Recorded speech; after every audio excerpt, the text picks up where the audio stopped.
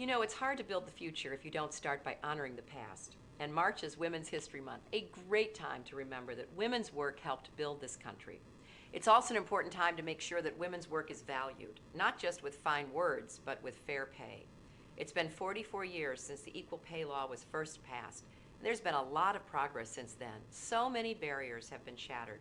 The possibilities for my daughter's generation exceed anything my mother could have imagined, even when I was growing up. But here we are at the beginning of the 21st century, and women still earn significantly less money than men for doing the same jobs. Women who work full-time, year-round, earn just 77 cents for every dollar that a man makes. And for women of color, it's even less. 67 cents for African American women for every dollar a man makes, and just 56 cents for Latinas. You know, that's a huge difference every single week when it comes to paying the rent or the mortgage or buying groceries or school supplies or covering the doctor's bills. Over a lifetime, the numbers really add up. Working women stand to lose $250,000 over the course of their careers because of unequal pay practices. And this is a problem for women no matter where we work.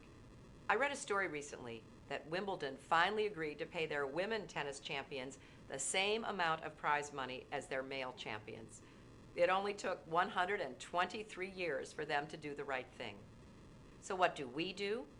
Well, I'm introducing a new bill called the Paycheck Fairness Act to help close the pay gap for women. First, it offers women meaningful remedies for pay discrimination by toughening the penalties for violating the Equal Pay Act. Now that should help stop employers from discriminating against women. Second, it makes sure our government enforces equal pay laws in our own federal contracts. Millions of women are employed through federal contracts. We should at least be a model to the private sector about giving women an equal paycheck for equal work. Third, this bill prohibits employers from retaliating against employees who share salary information.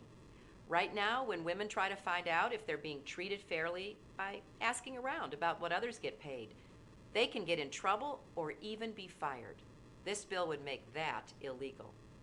And finally, this bill requires the Department of Labor to continue collecting and disseminating information about women workers. You wouldn't think you would need a law to do that, but the Bush administration has stopped collecting some valuable information about women in the workplace. As with so many things, they seem to think the problems will go away if they make the facts go away. Well, I want to get back into the reality business with real solutions to the real problems people face. That's why I'm also working to expand family and medical leave, to cover sick leave, to increase funding for research into the connection between diseases like breast cancer and environmental hazards, to ensure that Title IX continues so that young women can compete. And we also have to make sure that we stay vigilant about protecting a woman's right to choose and smart about making family planning available.